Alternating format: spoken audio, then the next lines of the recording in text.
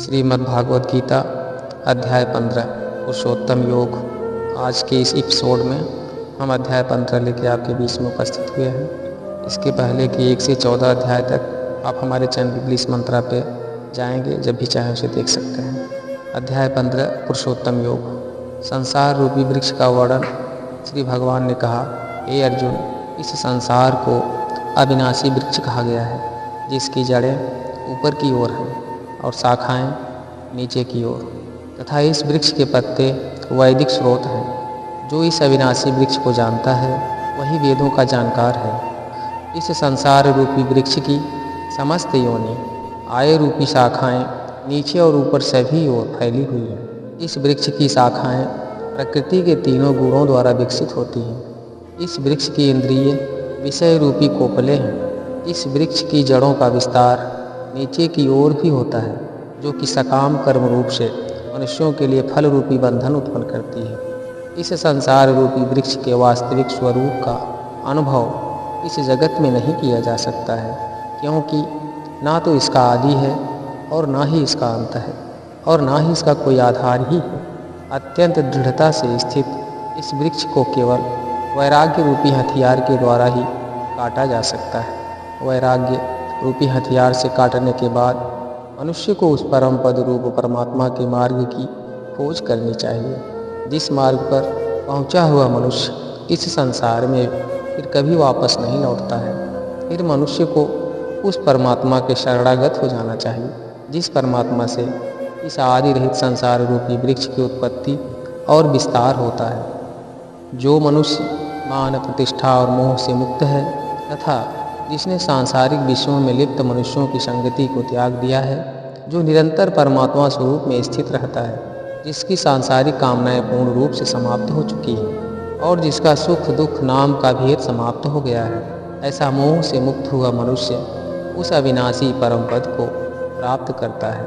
उस परम धाम को ना तो सूर्य प्रकाशित करता है, न चंद्रमा प्रकाशित करता है, और ना ही अग्नि प्रकाशित करती है, जहाँ पहुँचकर कोई भी मनुष्य इस संसार में वापस नहीं आता है। वही मेरा परम धाम है। जीव और आत्मा का वर्णन है। हे अर्जुन, संसार में प्रत्येक शरीर में स्थित जीवात्मा मेरा ही सनातन अंश है, जो कि मन सहित 6 इंद्रियों के द्वारा प्रकृति के अधीन होकर कार्य करता है। शरीर का स्वामी जीवात्मा 6 इंद्रियों के कार्यों को संस्कार रूप में ग्रहण करके एक शरीर का त्याग करके दूसरे शरीर में उसी प्रकार चला जाता है, जिस प्रकार वायु गंध को एक स्थान से ग्रहण करके दूसरे स्थान में ले जाती है। इस प्रकार दूसरे शरीर में स्थित होकर जीवात्मा कान, आँख, त्वचा, जीभ, नाक और मन की सहायता से ही विषयों का भोग करता है। जीवात्मा शरीर का किस प्रकार त्याग कर सकती है, किस प्रकार शरीर में स्थित रहती है और किस प्रकार प्रकृति के गुणों के अधीन होकर विषय का भोग करती है, मूर्ख मनुष्य कभी भी इस प्रक्रिया को नहीं देख पाते हैं। केवल वही मनुष्य देख पाते हैं जिनकी आंखें ज्ञान के प्रकाश से प्रकाशित हो गई। योग के अभ्यास में प्रयत्नशील मनुष्य ही अपने हृदय में स्थित इस आत्मा को देख सकते हैं, किंतु जो मनुष्य योग के अभ्यास में नहीं लगे हैं, ऐसे अज्ञानी प्रयत्न करते रहने पर भी इस आत्मा को नहीं देख पाते हैं। जगत में परमात्मा की स्थिति का वर्णन, हे अर्जुन, जो प्रकाश सूर्य में स्थित है, इससे समस्त संसार प्रकाशित होता है। जो प्रकाश चंद्रमा में स्थित है और जो प्रकाश अग्नि में स्थित है, उस प्रकाश को तू मुझसे ही उत्पन्न समझ। मैं ही प्रत्येक लोक में प्रवेश करके अपनी शक्ति से सभी प्राणियों को धारण करता हूँ, और मैं ही चंद्रमा के रूप से वनस्पतियों में जीवन रस बनकर समस्त प्राणियों का पोषण करता हूँ। मैं ही पाचन अग्नि के रूप में समस्त जीवों के शरीर में स्थित रहता हूँ। मैं ही प्राण वायु और अप्राण वायु को संतुलित रखते हुए 4 प्रकार के चबाने वाले, पीने वाले, चाटने वाले और चूसने वाले अन्नों को पचा हूँ। मैं ही समस्त जीवों के हृदय में आत्मा रूप में स्थित हूँ। मेरे द्वारा ही जीव को वास स्वरूप की स्मृति, विस्मृति और ज्ञान होता है। मैं ही समस्त वेदों के द्वारा जानने योग्य हूँ। मुझसे ही समस्त वेद उत्पन्न होते हैं और मैं ही समस्त वेदों को जानने वाला हूँ। शरीर, आत्मा और परमात्मा का वर्णन, हे अर्जुन, संसार में दो प्रकार के ही जीव होते हैं, एक नाशवान और दूसरे अविनाशी। इनमें समस्त जीवों के शरीर तो नाशवान होते हैं और समस्त जीवों की आत्मा को अविनाशी कहा जाता है, परंतु इन दोनों के अतिरिक्त एक श्रेष्ठ पुरुष है जिसे परमात्मा कहा जाता है। वह अविनाशी भगवान तीनों लोकों में प्रवेश करके सभी प्राणियों का भरण पोषण करता है, क्योंकि मैं ही क्षर और अक्षर दोनों से परे स्थित सर्वोत्तम हूँ, इसलिए संसार में तथा वेदों में पुरुषोत्तम रूप में विख्यात हूँ। हे भरतवंशी अर्जुन, जो मनुष्य इस प्रकार मुझको संशय रहित होकर भगवान रूप से जानता है, वह मनुष्य मुझे ही सब कुछ जानकर सभी प्रकार से मेरी ही भक्ति करता है। हे निष्पाप अर्जुन, इस प्रकार यह शास्त्रों का अति गोपनीय रहस्य मेरे द्वारा कहा गया है। हे भरतवंशी, जो मनुष्य इस परम ज्ञान को इसी प्रकार से समझता है, वह बुद्धिमान हो जाता है और उसके सभी प्रयत्न पूर्ण हो जाते हैं। इस प्रकार उपनिषद ब्रह्मा विद्या तथा योग शास्त्र रूप श्रीमद्भागवत गीता के श्री कृष्ण अर्जुन संवाद में पुरुषोत्तम योग का नाम का 15वां अध्याय संपन्न हुआ।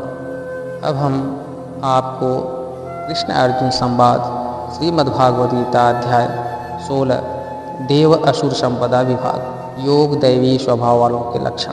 श्री भगवान ने कहा, हे भारतवंशी अर्जुन, परमात्मा पर पूर्ण विश्वास करने का भाव, आत्मशुद्धि का भाव, परमात्मा की प्राप्ति के ज्ञान में दृढ़ स्थिरता का भाव, समर्पण का भाव, इंद्रियों को संयमित रखने का भाव, नियत कर्म करने का भाव, स्वयं को जानने का भाव, परमात्मा प्राप्ति का भाव और सत्य को न छिपाने का भाव, किसी को भी कष्ट नहीं पहुंचाने का भाव, मन और वाणी से एक होने का भाव, गुस्सा रोकने का भाव, मन की चंचलता को रोकने का भाव, किसी भी की भी निंदा न करने का भाव, समस्त प्राणियों के प्रति करुणा का भाव, लोभ से मुक्त रहने का भाव, इंद्रियों का विषयों के साथ सहयोग होने पर भी उनमें आसक्त न होने का भाव, कोमलता का भाव, गलत कार्य हो जाने पर लज्जा का भाव और असफलता पर विचलित न होने का भाव, ईश्वरीय तेज का होना, अपराधों के लिए माफ़ कर देने का भाव, किसी भी परिस्थिति में विचलित न होने का भाव, मन और शरीर से शुद्ध रहने का भाव, किसी से भी ईर्ष्या न करने का भाव और सम्मान न पाने का भाव, यह सभी तो दैवी स्वभाव वाले मनुष्य के लक्षण हैं। हे पृथापुत्र, पाखंड, घमंड, अभिमान, क्रोध, निष्ठुर होता है और अज्ञानता, यह सभी आसुरी स्वभाव वाले मनुष्य के लक्षण हैं। दैवी गुण मुक्ति का कारण बनते हैं और आसुरी गुण बंधन का कारण बनते हैं। हे पांडुपुत्र अर्जुन, तू शोक मत कर, क्योंकि तू दैवी गुणों से युक्त होकर उत्पन्न हुआ है। आसुरी स्वभाव वालों के लक्षण हैं। हे अर्जुन, इस संसार में उत्पन्न सभी मनुष्यों के स्वभाव दो प्रकार के ही होते हैं, एक दैवी स्वभाव और दूसरा आसुरी स्वभाव। उनमें से दैवी गुणों को तू विस्तार पूर्वक कह चुका है, अब तू आसुरी गुणों को भी मुझसे सुन। आसुरी स्वभाव वाले मनुष्य यह नहीं जानते हैं कि क्या करना चाहिए और क्या नहीं करना चाहिए। वह ना तो बाहर से और ना अंदर से ही पवित्र होते हैं। वह ना तो कभी उचित आचरण करते हैं और ना ही उनमें सत्य ही पाया जाता है। आसुरी स्वभाव वाले मनुष्य कहते हैं कि जगत झूठा है, इसका ना तो कोई आधार है और ना ही कोई ईश्वर है। यह संसार बिना किसी कारण के केवल स्त्री पुरुष के संसर्ग से उत्पन्न हुआ है। काम इच्छा के अतिरिक्त अन्य कोई कारण नहीं है। इस प्रकार की दृष्टि को स्वीकार करने वाले मनुष्य, जिनका आत्मा ज्ञान नष्ट हो गया है, वह बुद्धिहीन होते हैं। ये आसुरी स्वभाव वाले मनुष्य केवल विनाश के लिए ही अनुपयोगी कर्म करते हैं, जिससे संसार का हित होता है। आसुरी स्वभाव वाले मनुष्य कभी न तृप्त होने वाले काम, वासनाओं के अधीन, झूठी मान प्रतिष्ठा के अहंकार से युक्त मोहग्रस्त होकर जड़ वस्तुओं को प्राप्त करने के लिए अपवित्र संकल्प धारण किए रहते हैं। आसुरी स्वभाव वाले मनुष्य जीवन के अंतिम समय तक असंख्य चिंताओं के अधीन रहते हैं। उनके जीवन का परम लक्ष्य केवल इंद्रिय तृप्ति के लिए ही निश्चित रहता है। आसुरी स्वभाव वाले मनुष्य आशा रूपी सैकड़ों रस्सियों से बंधे हुए कामनाओं और क्रोध के अधीन होकर इंद्रिय विषय भोगों के लिए अवैध रूप से धन को जमा करने की इच्छा करते रहते हैं। आसुरी स्वभाव वाले मनुष्य सोचते रहते हैं कि आज मैंने इतना धन प्राप्त कर लिया है और इससे और अधिक धन प्राप्त कर लूँगा। मेरे पास आज इतना धन है, भविष्य में बढ़कर और अधिक हो जाएगा। आसुरी स्वभाव वाले मनुष्य सोचते रहते हैं कि वह शत्रु मेरे द्वारा मारा गया है और उन शत्रुओं को भी मैं मार डालूँगा। मैं ही भगवान हूँ, मैं ही समस्त ऐश्वर्य को भोगने वाला हूँ, मैं ही सिद्ध हूँ, मैं ही सबसे शक्तिशाली हूँ और मैं ही सबसे सुखी हूँ। आसुरी स्वभाव वाले मनुष्य सोचते रहते हैं कि मैं सबसे धनी हूँ, मेरा संबंध बड़े कुलीन परिवार से है, मेरे समान अन्य कौन है, मैं यज्ञ करूँगा, दान दूंगा और इस प्रकार मैं जीवन का मजा लूँगा। इस प्रकार आसुरी स्वभाव वाले मनुष्य अज्ञानवश मोहग्रस्त होते रहते हैं। अनेक प्रकार की चिंताओं से भ्रमित होकर मोह रूपी जाल से बंधे हुए इंद्रिय विषय भोगों में आसक्त आसुरी स्वभाव वाले मनुष्य महान अपवित्र नरक में गिर जाते हैं। आसुरी स्वभाव वाले स्वयं को ही श्रेष्ठ मानने वाले घमंडी मनुष्य धन और झूठी मान प्रतिष्ठा के मद में लीन होकर केवल नाम मात्र के लिए बिना किसी शास्त्र विधि के घमंड के साथ यज्ञ करते हैं। आसुरी स्वभाव वाले मनुष्य मिथ्या अहंकार, बल, घमंड, कामनाओं और क्रोध के अधीन होकर अपने और दूसरों के शरीर में स्थित उस परमात्मा की निंदा करने वाले ईर्ष्यालु होते हैं। आसुरी स्वभाव वाले ईर्ष्यालु क्रूर, कर्मी और मनुष्यों में अधम होते हैं। ऐसे अधम मनुष्यों को मैं संसार रूपी सागर में निरंतर आसुरी योनियों में ही गिराता रहता हूँ। हे कुंती पुत्र, आसुरी योनि को प्राप्त हुए मूर्ख मनुष्य अनेकों जन्मों तक आसुरी योनि को ही प्राप्त होते रहते हैं।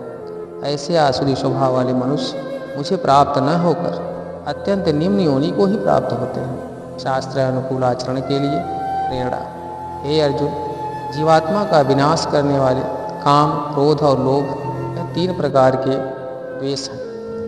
मनुष्य को नरक में ले जाने वाले हैं, इसलिए इन तीनों को त्याग देना चाहिए। हे कुंती पुत्र, जो मनुष्य इन तीनों अज्ञान रूपी नरक के द्वारों से मुक्त हो जाता है, वह मनुष्य अपनी आत्मा के लिए कल्याणकारी कर्म का आचरण करता हुआ परमात्मा को प्राप्त हो जाता है। जो मनुष्य कामनाओं के वश में होकर शास्त्रों की विधियों को त्याग कर अपने ही मन से उत्पन्न की गई विधियों से कर्म करता रहता है, वह मनुष्य ना तो सिद्धि को प्राप्त कर पाता है, ना सुख को प्राप्त कर पाता है और ना परम गति को ही प्राप्त हो पाता है। हे अर्जुन, मनुष्य को क्या कर्म करना चाहिए और क्या कर्म नहीं करना चाहिए, इसके लिए शास्त्र ही एकमात्र प्रमाण होता है। इसलिए तुझे इस संसार में शास्त्र की विधि को जानकर ही कर्म करना चाहिए। इस प्रकार उपनिषद, ब्रह्मा विद्या तथा योग शास्त्र रूप श्रीमद्भागवत गीता के श्री कृष्ण अर्जुन संवाद में देव असुर संपदा विभाग योग नाम का 16वां अध्याय संपूर्ण हुआ। आज का हमारा वीडियो बस यहीं तक। हम फिर मिलेंगे अध्याय 17 और 18 लेकर अगले वीडियो में आपसे।